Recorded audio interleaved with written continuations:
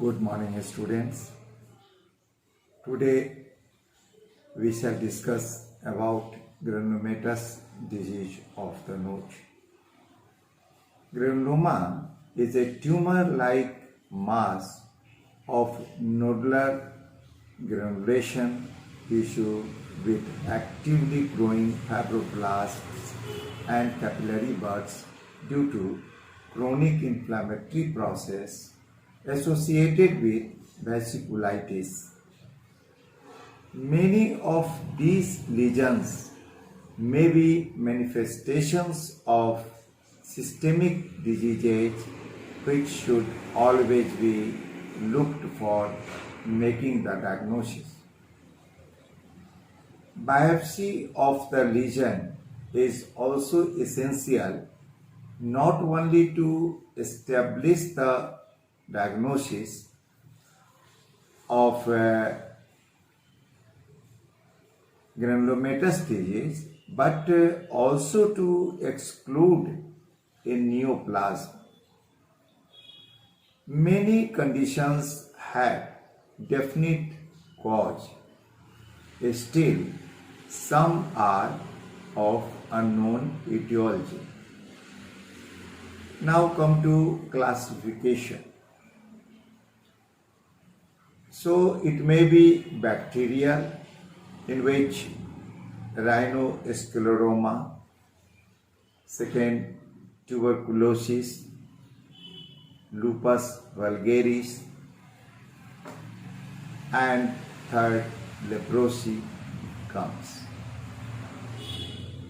Number 2 is spirochete, in which syphilis is the granulomatous disease. Then third is fungal, in which rhinosporidiosis and mucormycosis is common. Then idiopathic causes, in which Wegener's granuloma and Stewart's granuloma, and thirdly sarcoidosis. Then miscellaneous, in which foreign body granuloma and eosinophilic granulomas. So these granulomatous conditions commonly present in various clinico-pathological stages. They are: number 1, catarrhal stage; number 2, nodular stage; number 3, ulcerative stage; and number 4, cicatrization stage. Now come to rhinoscleroma. This is also known as Mikulicz disease. It is granulomatous condition of the respiratory tract, often affecting the external nose and nasal cavity. It is first affected and then can extend in lacrimal sac, pharynx, larynx, trachea and bronchi, spread to lymph node, causing blockage of lymphatic system. Bone may be extremely involved also. It is caused by Klebsiella rhinoscleromatis or fish bacilli, which is a capsulated, non-motile, gram-negative Coccobacillus. Young adults, especially females, and low socioeconomic groups are more affected. Airborne infection, direct inhalation of droplets is suspected mode of transmission. Mucosaccharides of the bacterial capsules inhibits phagocytosis. It has a characteristic woody feeling on palpation. Biopsy and histopathological study shows infiltration with plasma cells, lymphocytes, eosinophils, Nucleus cells and Russell bodies. Nucleus cells and Russell bodies are specific in diagnosis. Nucleus cells are large foam cells with a central nucleus and vacuolated cytoplasm containing fish bacilli. Russell bodies are homogeneous eosinophilic inclusion bodies found in plasma cells due to accumulation of immunoglobulins secreted by the plasma cells. Organism can be cultured in McConkey's agar medium in most of the cases. Bacteria can be seen by special stains like PAS, Glimsa, Gram, and silver stains. Clinical features presents depending upon stages. Number 8 is catarrhal stage. It is associated with infiltration and congestion of nasal mucosa. It mainly presents as purulent rhinorrhea.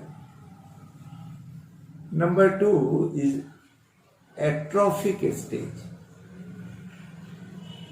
In this stage, nasal blockage is associated with nasal crusting and atrophic changes. This is the main presenting feature. Epistaxis may also be present. Number 3 is the nodular or granulomatous stage. So in this, multiple pale non-ulcerative rubbery nodules are formed which coalesce together to form hard granuloma.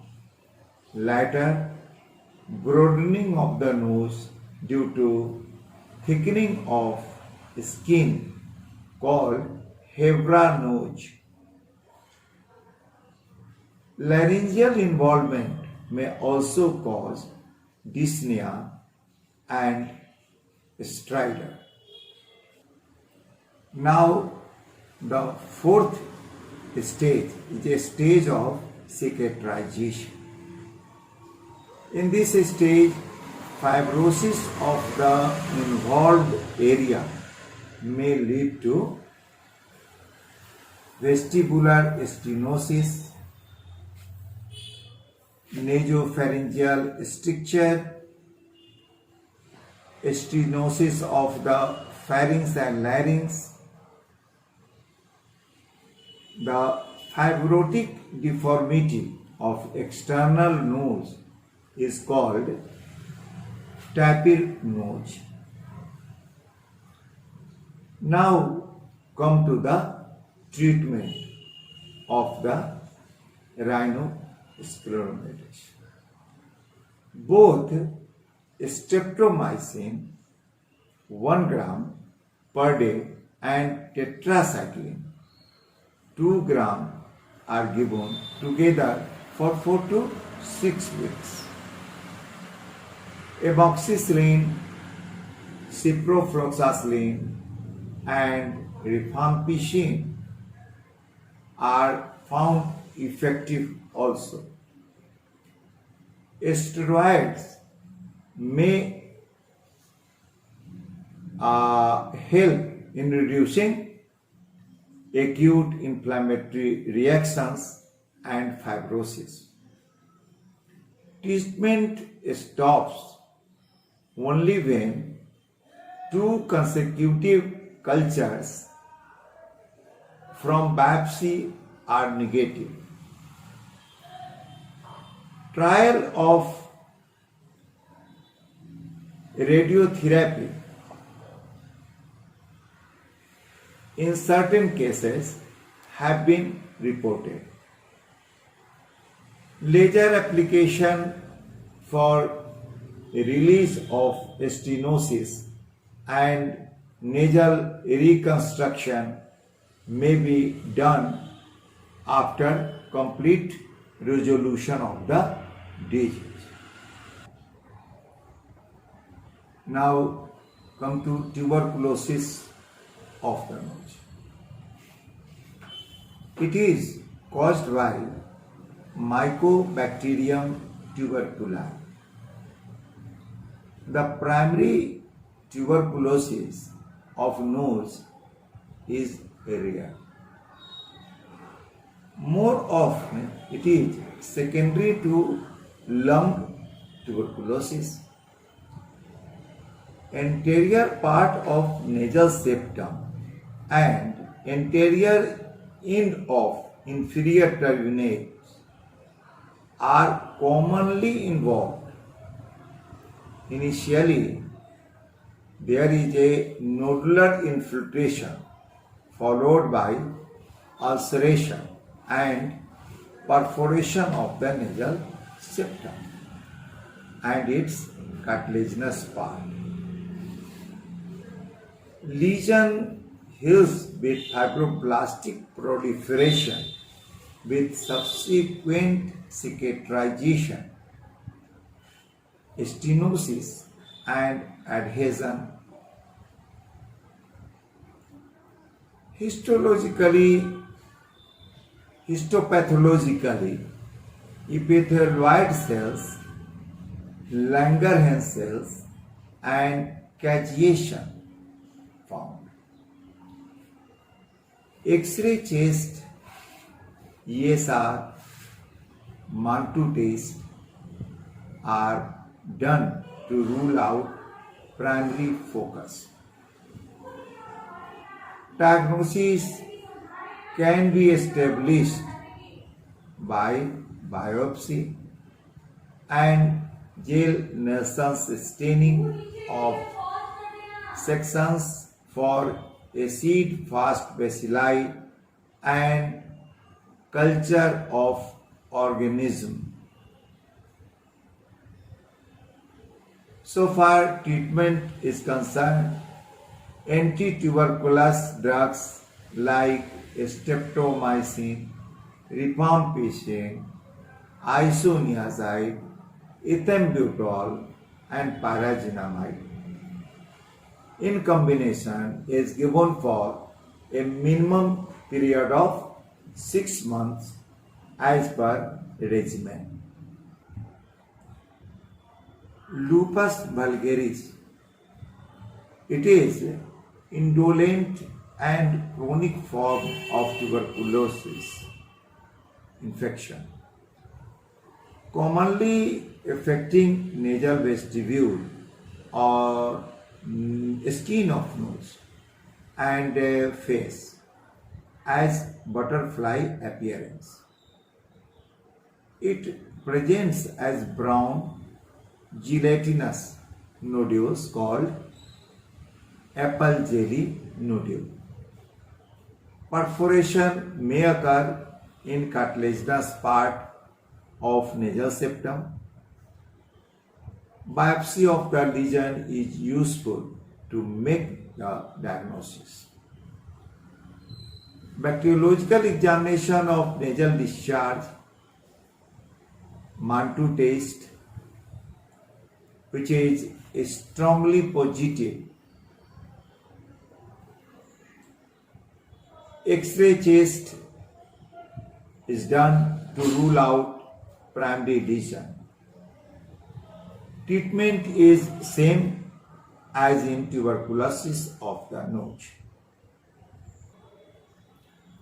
Now come to leprosy.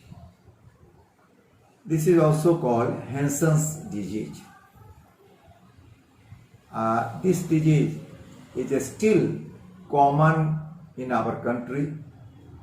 It is caused by Mycobacterium leprae. By prolonged contact or by droplet infection in active stage. This is the mode of transmission. The nose is involved as a part of systemic disease, more in the lepromatous form of disease.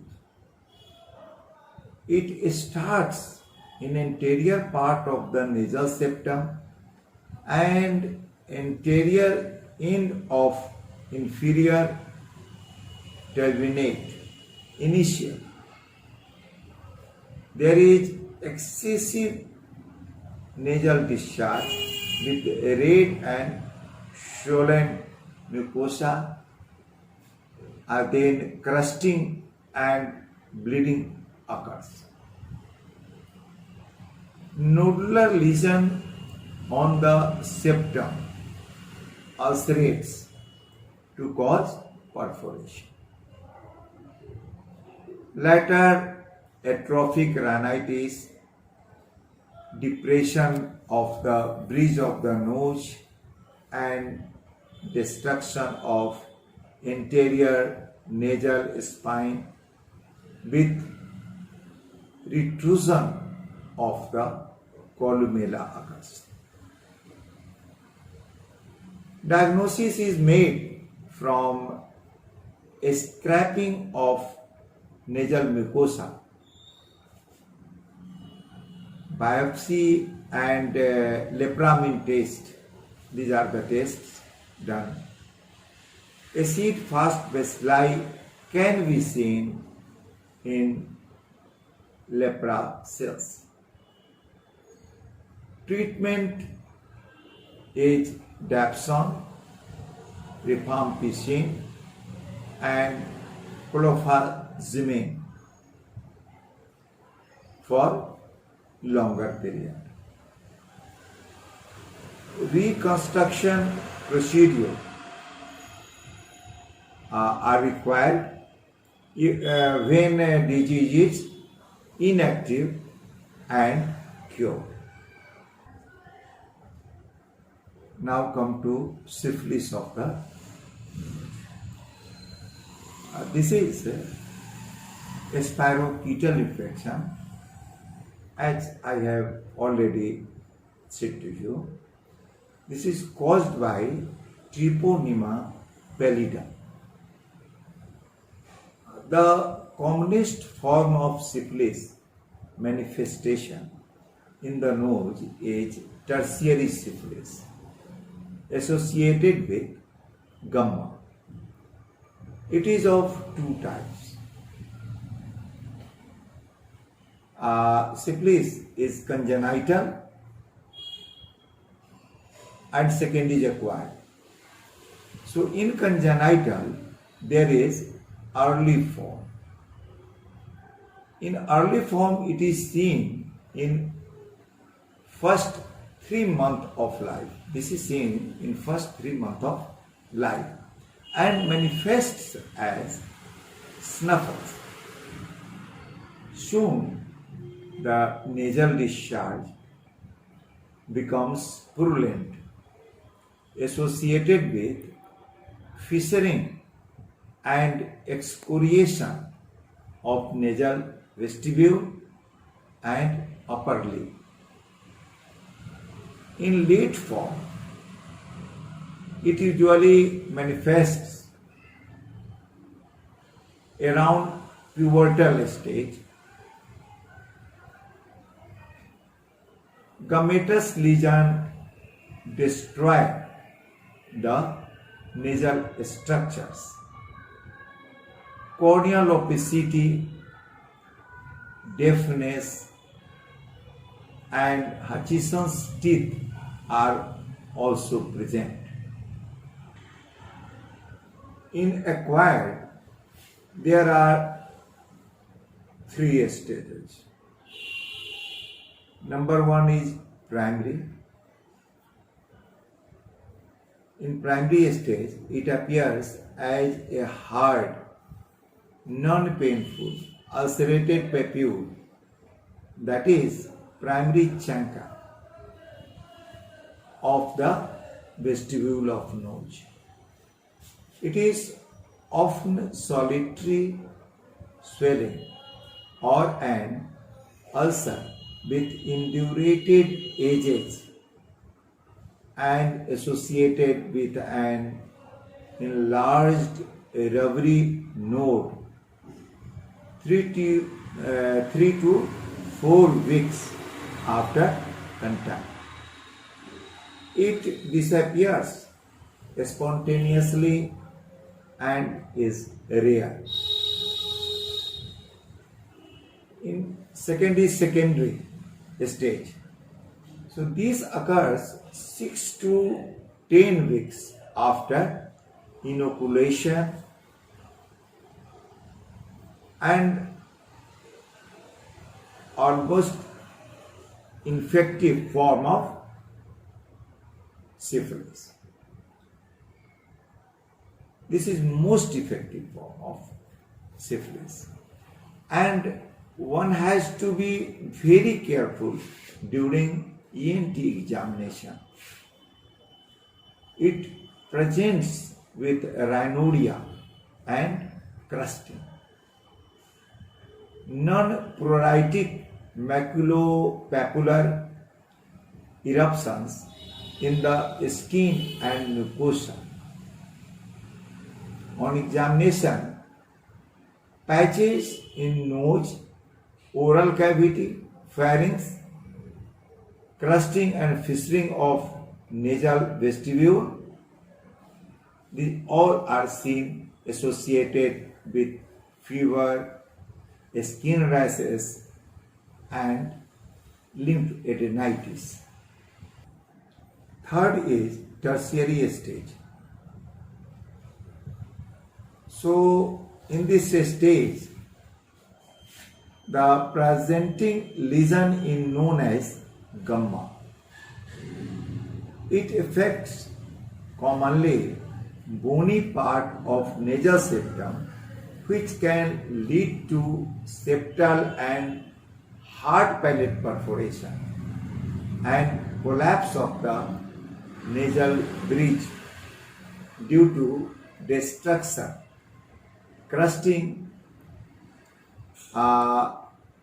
destruction, and this causes saddling of the nose,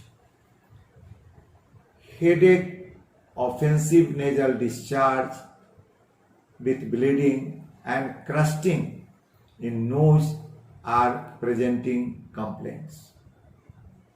Histologically, it is characterized by edema, infiltration of the stroma with lymphocytes, plasma cells, and epithelial cells, endothelial cells.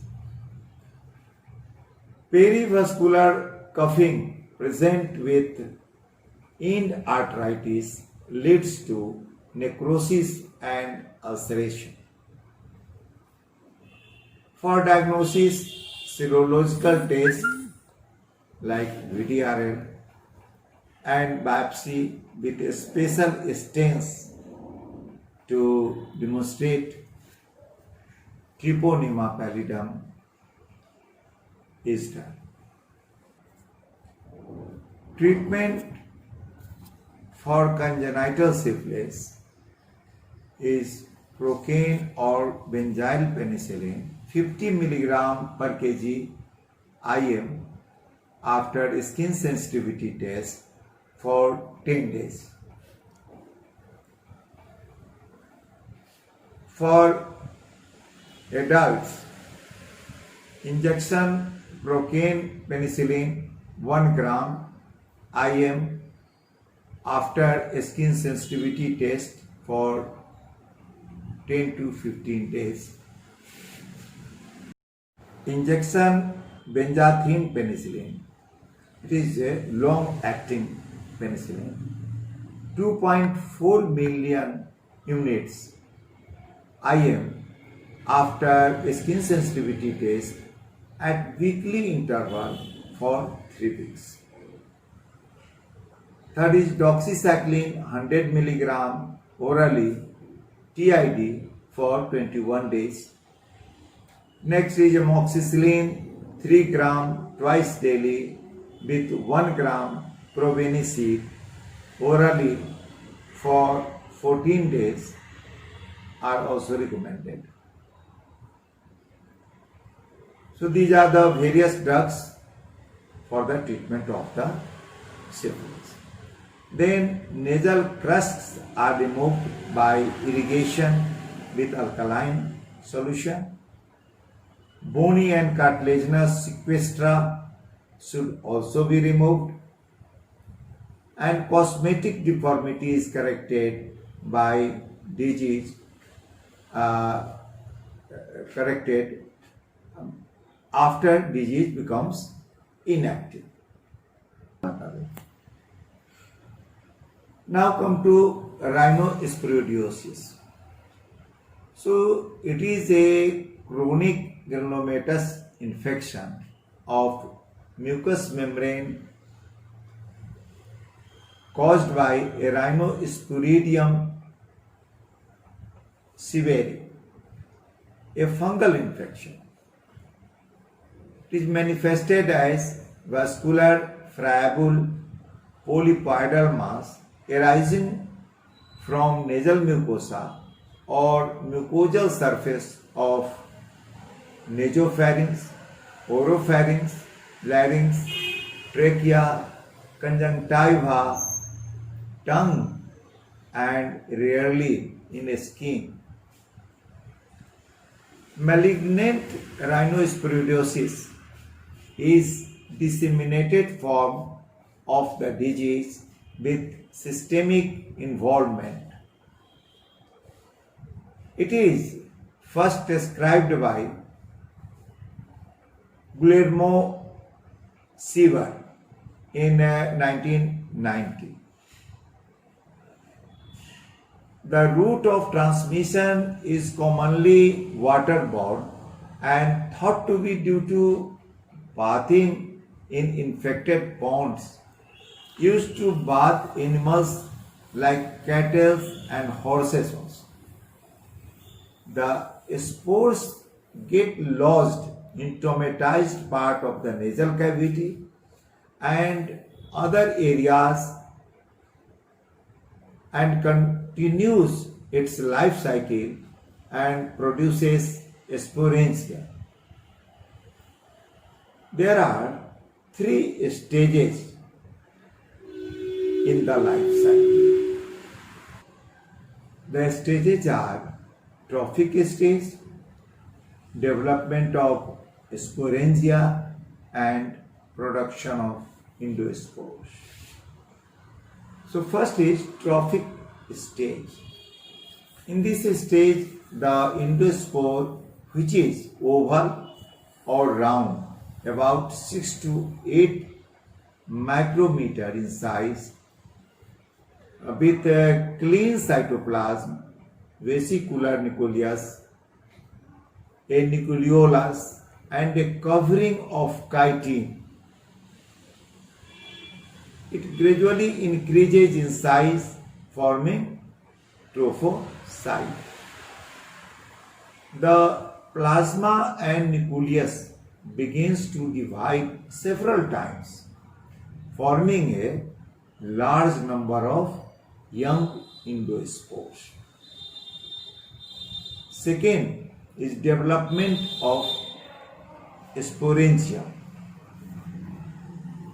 The mature trophocyte develop into sporangia is 200 to 250 micrometer in diameter, containing 12,000 to 16,000 endospores and covering outer chitinous and inner cellulose layer. Sporangium bursts through a germinal pore and thousands of endospores liberates. Third is production of endospores. So in this large number of endospores thus produces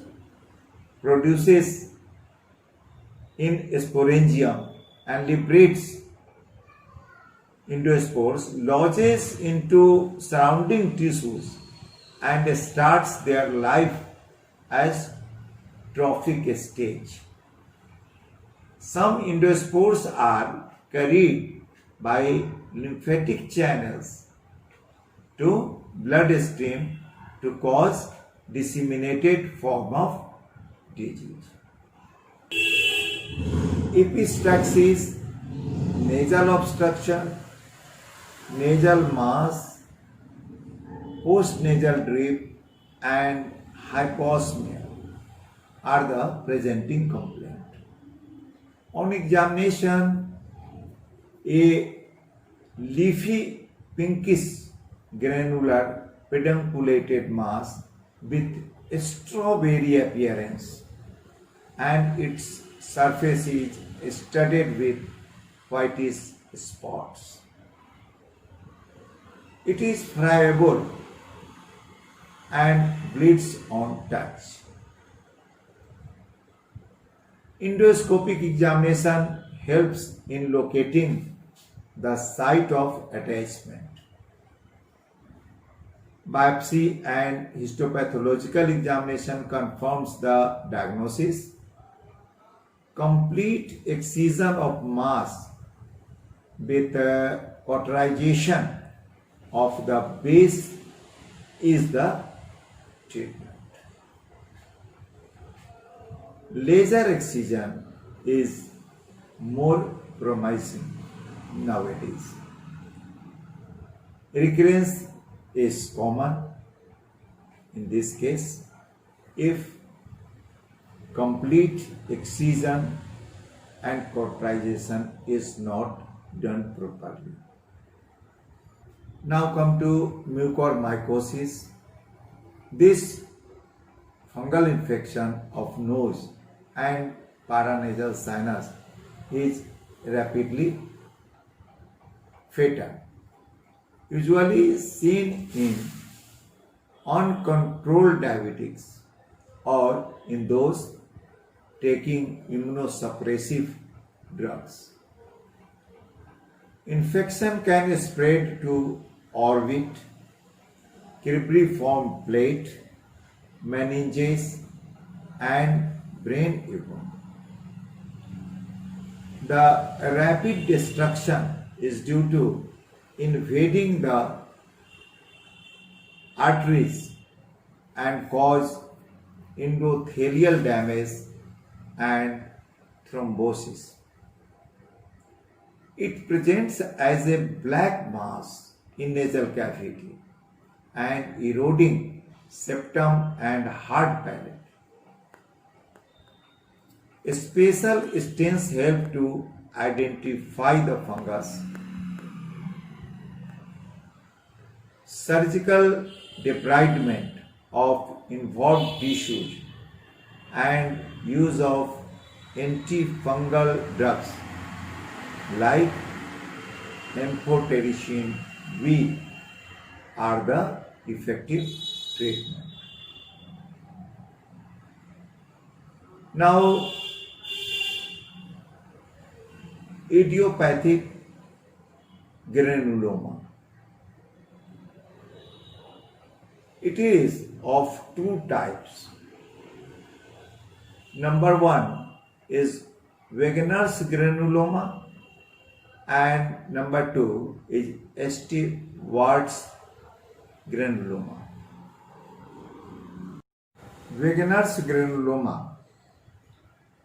It is an autoimmune condition with systemic manifestation involving the nasal cavity and the respiratory tract, lungs, kidney, and skin, associated with generalized vasculitis and focal form of glomerular nephritis.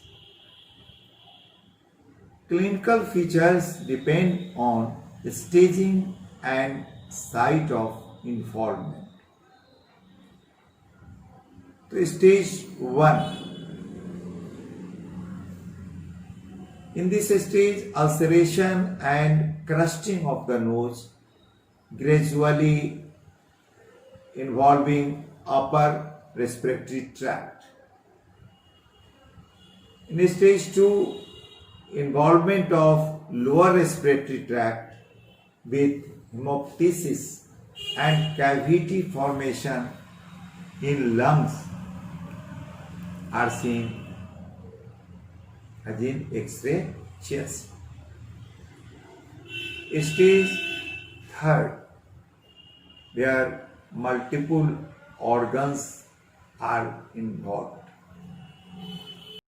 Clinical manifestations are according to organ involvement. In nose and PNS, epistaxis, nasal obstruction, excessive crusting with blood-stained discharge, septum destruction and nasal collapse. Such a larger crusts are seen only in Wegener's granulomatosis. In pulmonary cough, hemoptysis, pleuritic pain, cavities in lungs as on X-ray chest are present. Renal manifestations are impaired renal functions, and urine microscopic examination shows casts and red cells. Otological manifestations are otitis media with conductive or sensory neural deafness. Oral manifestation have hyperplastic granular lesion of gingiva. Laryngotracheal manifestations are laryngotracheal stenosis and obstruction. Other systemic manifestations are anemia, fatigue,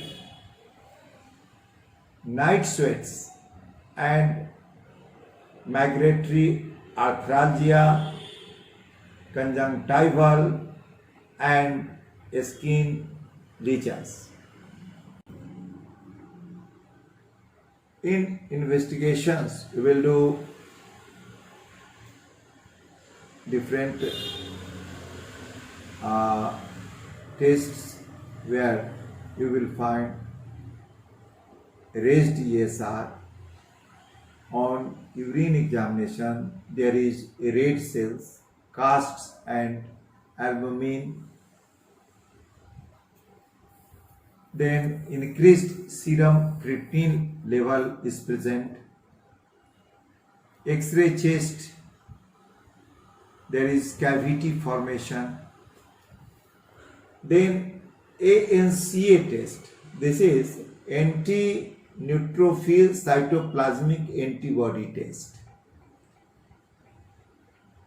If positive, it is suggestive of the diagnosis of granulomatosis. Negative test does not rule out Wegener's granulomatosis. Then biopsy should be done deep and from the margin of the ulcer of the nasal cavity. Both healthy and involved tissues are taken for the biopsy. If necessary, a kidney biopsy can also be taken. Vasculitis and fibrinozed vascular necrosis are evidence of granuloma.